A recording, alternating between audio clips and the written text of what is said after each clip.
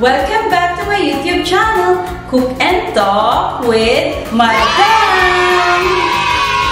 So for today's cooking vlog, ay magluluto naman tayo ng isang recipe na sigurado akong hindi nyo pa naluluto. At sigurado akong hindi nyo pa natitikman. At sigurado akong hindi paborito ito ng inyong mga pamilya. So ang iluluto ko po for today ay tinolang manok.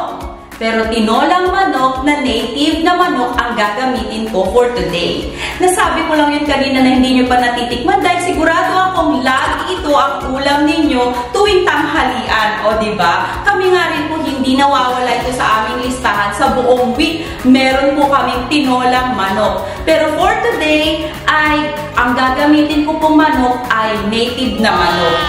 Nagpabili pa po ako sa palengke ng isang native na manok para po sa ating tinola for today. Dahil lagi po natin ginagawa yung normal na manok na nabibili natin sa mga grocery or sa market. So ano pa bang hinihintay natin? At alam ko naman po na sigurado din po ako na alam niyo pong lutuin ito. Pero dahil po para maidagdag po sa ating cooking vlog, ay gawin na natin ang ating tinola manok.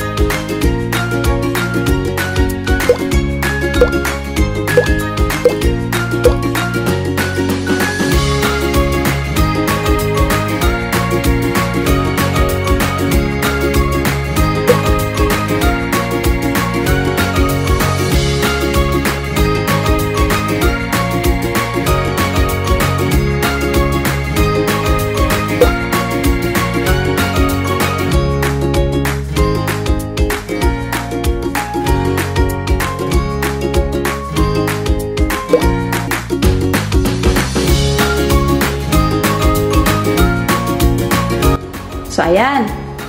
Umpisahan na natin gawin ang ating tinolang manok. So, super simple at alam na alam nyo na to. So, ang gagawin natin ay maggigisa lang po tayo ng bawang, sibuyas at luya.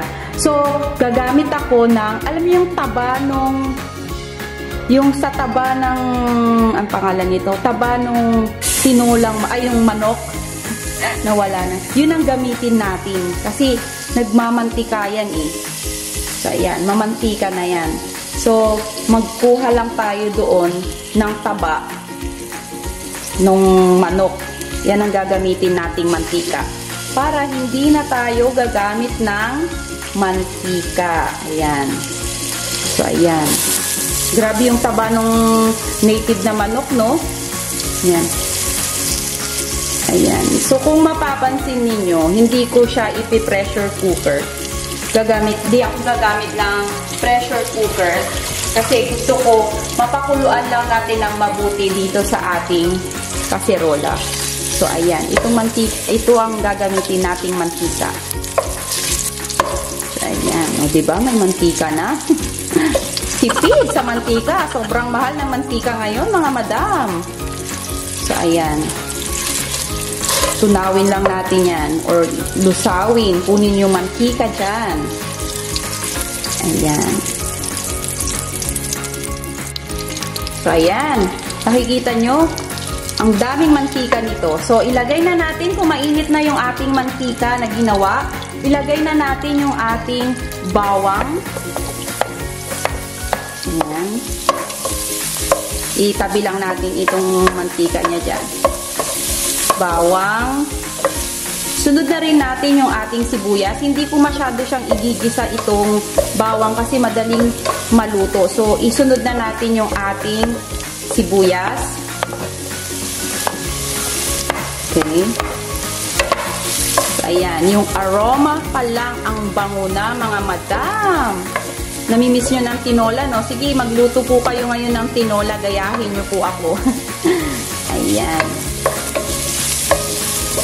So, isunod na rin natin yung ating luya para magkasabay-sabay na. Ayan. So, alam nyo kung ano yung perfect na tinola, igisa nyo po lahat. Igisa nyo po ng mabuti. Itong mga to. Pati yung manok. Kasi pag nagisa ng mabuti, maaalis yung lansa, yung aroma, didikit sa manok. Perfect na perfect ang sabaw nyo niyan mamaya. So, dinamihan ko ng luya dahil mas gusto ko po ng medyo may pagkamaanghang po yung ating tinola. So, igigisa natin ito ng mabuti. Yung, alam nyo yung magba-brown-brown siya. Diba? Nakikita nyo ng malinaw, diba? Ayan.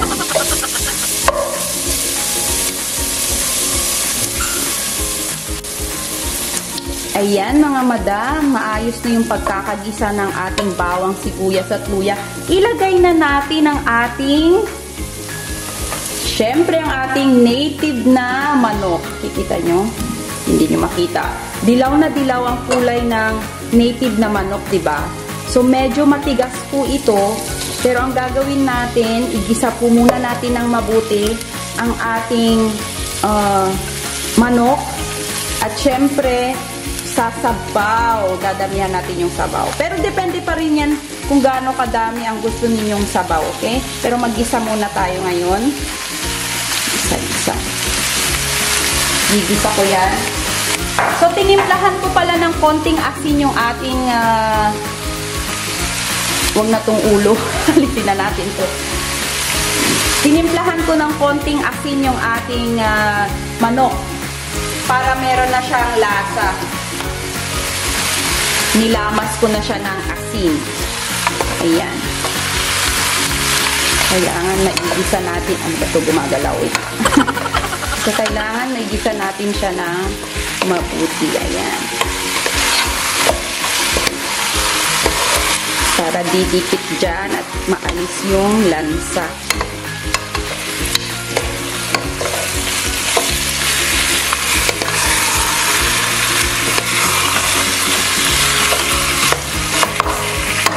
So, ilalagay ko yung kalahati ng tanglad dito.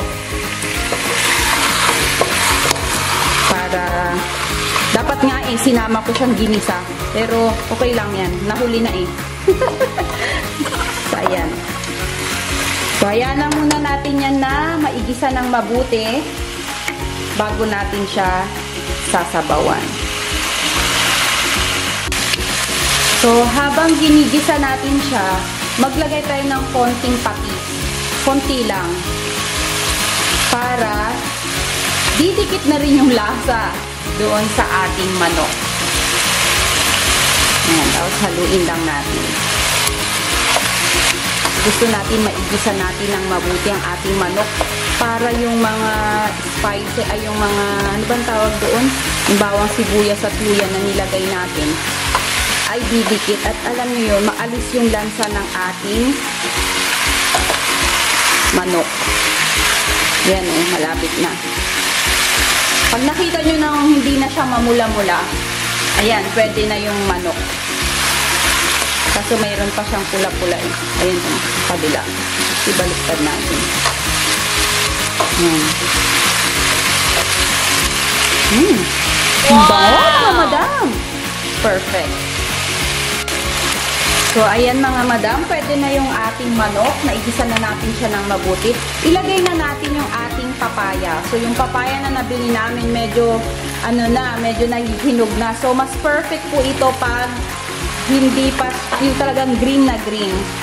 So, ang akala kasi namin, yung green, yung matigas pa, hindi pa hinog. Alam mo na, wala naman tayong papaya dito. Kung nasa probinsya lang tayo, ay so, ano lang, ang tawag doon, pipitasin mo lang sa bakuran. So, sinabay ko na siya dito kasi matigas po yung ating papaya at maglagay na rin po tayo ng tubig. So, yung tubig na lalagay natin, tansyahin nyo lang na makover po lahat. Tingnan nyo yung dilaw ng yung mantika yan. Pero huwag po kayo mag-alala. Natural na mantika naman yung natin. Organic, diba? So, yung sakto lang na makukover lahat ng ating manok, yung tubig na gagamitin natin. Huwag naman yung super na abot hanggang neck na. Up to the neck, sabi nga nila. Kasi parang hindi na siya ganun kaano. So, ayan. So, ayan, nilagyan ko na ng tubig. So, ang gawin natin, timplahan na natin para magsama-sama na lahat ng ating mga panlasa niya. So, lagyan natin ng konting asin. Bakit yung asin hindi lumalabas? Ayan, wait lang. Bubuksan ko na. So, maglalagay lang tayo ng konting asin. Ayan, para mag-balance. Siya yung magbabalance lahat ng flavor ng na mga nilagay natin. So, konting paminta, yan ang magpapaanghang. Siyempre. At, maglalagay tayo ng chicken cubes. Isa. Siyempre, manok, kailangan chicken, di ba? Ano naman nalagyan natin ng shrimp yan, di ba? So, ayan. So, lulusawin lang natin siya dyan. Ayan. Ayan, para sabay-sabay na. Ngayon, ang pangtimpla na natin mamaya ng alat o taba, yung medyo matabang, ang ilalagay natin patis, di ba? Naglagay lang ako ng konting asin kasi di ba nga ang asin ang magbabalance sa lahat ng niluluto nyo o yung lahat ng pagkain. So, ayan. Wow, tingnan nyo yung kulay, oh. Wow. So, ayan. So, i-mix lang natin yan ng mabuti. Siguro, mas maganda po yung tubig na ilalagay nyo is mainit na.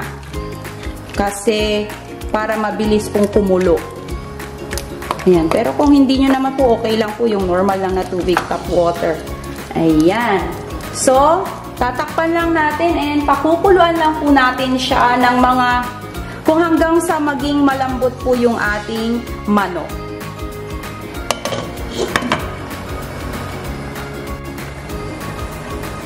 So, ayan na mga madam, ang ating tinola. So, check natin kung malambot na yung manok. Ayan, malambot na siya, yung papaya. Ayan, huwag niyong lalamugin yung papaya ha, kasi yung pangit pag lamog. So, maglagay na tayo ng siling haba. Ayan. So, medyo maanghang na siya, kaya dalawa lang. Tsaka, ang gagamitin kong dahon ay ang dahon ng sili. So, kung wala pong dahon ng sili, kasi minsan, walang dahon ng sili, 'di ba, sa palengke. Ang gamitin natin ay dahon ng malunggay. Ayan. Pero masarap po kasi pag dahon ng sili. So, hinaan natin yung apoy. Gagawin lang natin diyan ay pakuluan lang natin ng mga 1 minute. Pwede na 'yan, 'di ba? Takpan lang natin siya and ready na ang ating tinolang native na manok. So, ayan na mga madam, natapos na rin ang ating tinolang native na manok. O, diba, umuusok-usok pa, ang sarap-sarap. Ang bongga. Siyempre, bago natin tapusin ang vlog na ito, titikman muna natin siyempre ang ating tinolang manok. O, diba? So, napakasimple, diba? Katulad natin, simple lang, diba? O, ayan. So, titikman ko muna yung sabaw. Yung sabaw. Alam nyo yun, yung kulay ng ating tinola ay manilaw-nilaw dahil nga native na manok yung ating ginamit. Wow! Wow! Ang sarap ng pagkaanghang niya, alam nyo yun? Tapos, kuha tayo ng manok, o diba, malambot na siya. Hindi siya yung katulad ng ibang native na manok na super tagal na pakuluan, pinipressure cooker pa nila para lumambot. Pero ito hindi ko na pressure cooker, siguro mga nasa 20 to 30 minutes lang na pinakuluan ko. Ayan.